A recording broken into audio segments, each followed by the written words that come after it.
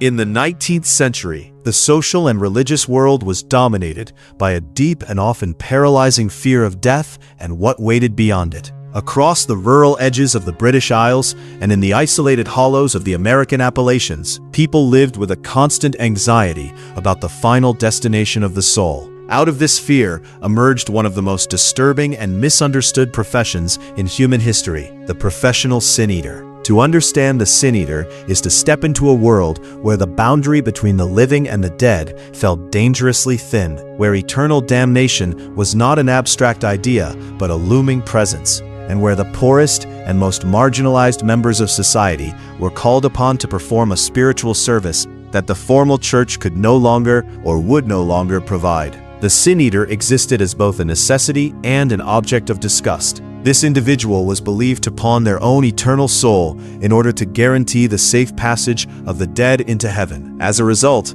the sin eater occupied a fragile and unsettling position within 19th century village life, neither fully human nor fully damned, but suspended somewhere in between. They became the spiritual janitors of communities terrified by the thought of unconfessed sins returning as restless spirits. Although the practice itself stretched back centuries, the 1800s marked both its height and its collapse, as modern medicine, social change, and a reassertive clergy began dismantling the folk Christian foundations that had sustained the ritual for generations. The true origins of professional sin-eating lie not in superstition alone, but in the theological upheaval caused by the Protestant Reformation. When Protestant reformers stripped away the Catholic structures of purgatory, confession, penance, and priestly absolution, vast rural populations were left in spiritual uncertainty. For generations, the dying had relied on last rites to cleanse their souls before death. Without this ritual safeguard, families were haunted by the fear that their loved ones had died with what they called unwashed linen, sins that remained unconfessed and unforgiven. This fear became a psychological burden too heavy to bear. Sin-eating arose as a direct response to this vacuum. It was a folk Christian solution to a theological crisis, offering grieving families a way to secure salvation without relying on official clergy who were often distant, expensive, or dismissive. Historians note that while wealthy families could still afford to pay bishops or church authorities for absolution, poor rural communities had no such access. Instead, they turned to the village outcast to perform a physical transfer of guilt. In this shadow economy of redemption, salvation was purchased not through prayer, but through bread, ale, salt, and a handful of copper coins. At the heart of the ritual was the belief that sin was not merely a moral abstraction, but a tangible weight that could be absorbed and transferred. The sin eater functioned as a human sponge. A piece of bread, often a crust or a small loaf, was believed to absorb the unconfessed sins of the dead when placed upon the corpse. By consuming this bread, the sin eater took the place of the deceased in the ledger of divine judgment. Heaven's gates opened for the dead, while the sin eater carried yet another burden into an already corrupted soul. The ritual itself followed a solemn and urgent structure. The sin eater was summoned immediately after death, especially if the passing was sudden or if the deceased had lived a life marked by moral suspicion. Time mattered. Families feared that if the ritual was delayed, the soul might wander the earth or become trapped as a haunting presence. What happened next stunned even hardened villagers, because the ceremony unfolded in the presence of the corpse itself. Bread was placed directly on the chest or sometimes the face of the dead, positioned near the heart, so it could absorb sin as the body cooled. In the Welsh marches, this act was often followed by the sin eater drinking ale or beer. Bread, the staff of life in rural society, became the vessel of death and damnation. Unlike Holy Communion, where bread symbolized salvation through Christ, this bread represented the concentrated filth of the deceased. Some accounts from the mid-1800s describe funeral biscuits or burial cakes baked specifically for this purpose, sometimes marked with the initials or crude likeness of the dead. Salt played an equally powerful role, often placed on the corpse with the bread resting atop it. Salt was believed to protect the soul during the dangerous first 24 hours after death. Rooted in Scottish and Welsh traditions known as seining, salt was thought to repel evil spirits and prevent demonic interference. In some regions, especially in the highlands and the Tennessee mountains, salt was mixed with earth and placed on a wooden platter. The salt symbolized the immortality of the soul, while the earth reminded mourners of the body's return to dust. Once the meal was prepared, the sin eater sat on a low stool, often facing the door, and consumed the bread and drink. Wooden platters and bowls were used to contain the meal, and these were frequently burned afterward to erase any lingering trace of sin. While eating, the sin eater recited a prayer that revealed the terrifying bargain at the heart of the ritual. One of the most famous 19th century formulas declared that rest and peace were granted to the dead, that they were forbidden from haunting lanes or meadows, and that in exchange, the sin eater pawned their own soul. This moment changed everything for the living as well. The prayer did not only save the dead, it protected the community. Villagers feared that a soul denied heaven would return as a ghost to torment family members or curse the land. By accepting damnation, the sin eater became a supernatural barrier, absorbing danger so the village could remain at peace. Yet the price of this protection was social exile. The professional sin eater occupied a uniquely agonizing position in society. They were needed, paid, and then despised. Most were drawn from the very bottom of the social order, including beggars, the chronically poor, and those marked by disability or misfortune. With each ritual performed, the community believed the sin eater moved further away from divine mercy.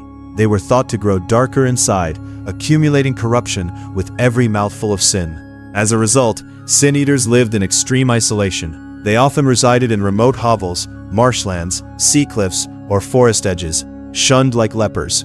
Eye contact itself became taboo. In many villages, it was believed that meeting a sin eater's gaze invited terrible luck or spiritual contamination. During rituals, mourners turned away or covered their faces. Sometimes the sin eater was not even allowed inside the home. The ritual took place at the threshold, with food passed across the coffin as it was carried out. The end of the ceremony was rarely gentle. Once the sin eater finished eating, they were driven away with curses, threats, and sometimes stones. This violence served as emotional release, a way for mourners to distance themselves from the filth they had just paid another human being to absorb. The tools of the ritual were destroyed. The sin eater vanished into the darkness, and the family returned to mourning, believing their loved one was finally at peace. Despite the spiritual risk, the financial reward was pitiful. In the mid-19th century, a sin eater was typically paid 6 pence, with some receiving as little as 4 pence, known as a groat. Sometimes the coins were whitened to resemble silver or handed over alongside the ritual bread. When examined economically, 6 pence in 1850 could buy a simple meal of bread and cheese, enough to survive for perhaps 1 or 2 days.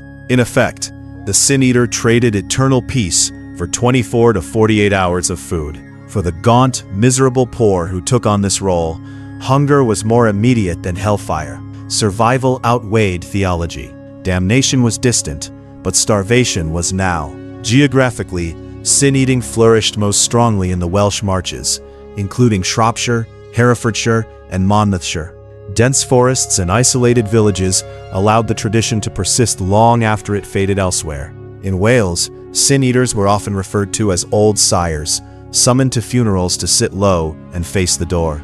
Nonconformist ministers fiercely condemned the practice as pagan or popish superstition, yet many quietly tolerated it, knowing it offered comfort their austere services could not. When Welsh and Scots-Irish migrants crossed the Atlantic, they carried these beliefs with them into the Appalachian Mountains. In the hollows of West Virginia, Tennessee, and the Smoky Mountains, sin-eating survived as a secretive tradition into the late 19th century, and according to folklore, into the early 20th century. Appalachia's isolation and distrust of centralized institutions allowed Old World superstition to adapt. Here, the sin-eater was often a hermit, appearing only at night, feared as a necessary defense against lingering spirits, especially after sudden deaths or the loss of children. But the real turning point came with a man named Richard Munslow. Dying in 1906 and buried at St. Margaret's Church in Ratlinghope, Shropshire, Munslow defied nearly every expectation of the profession. He was not a beggar or an outcast. He was a prosperous farmer who owned 70 acres, employed laborers, and held grazing rights on the Long Mind. His decision to revive sin-eating was born not of hunger, but of grief.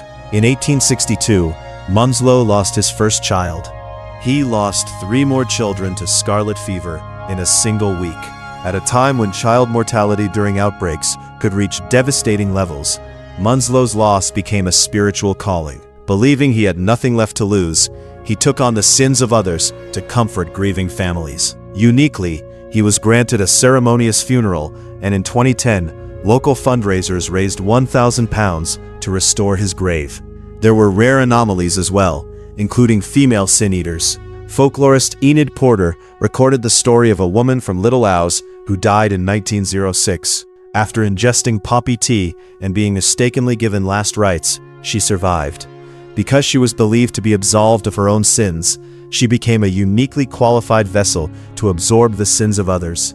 This strange logic reveals how deeply superstition shaped the role. The decline of sin-eating was gradual. As death became professionalized, funerals moved from homes to parlors. Enlightenment thinking eroded belief in physical sin transfer. Roads, railways, and telegraphs reduced isolation, allowing clergy to reassert authority. By 1900, the sin-eater was seen as a tragic relic.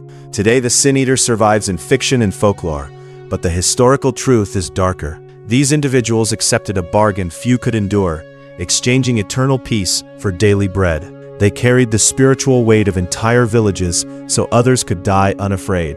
Their story reminds us of a time when the soul had weight, salvation had a price, and heaven was purchased through the willing damnation of another human being. Thanks for watching.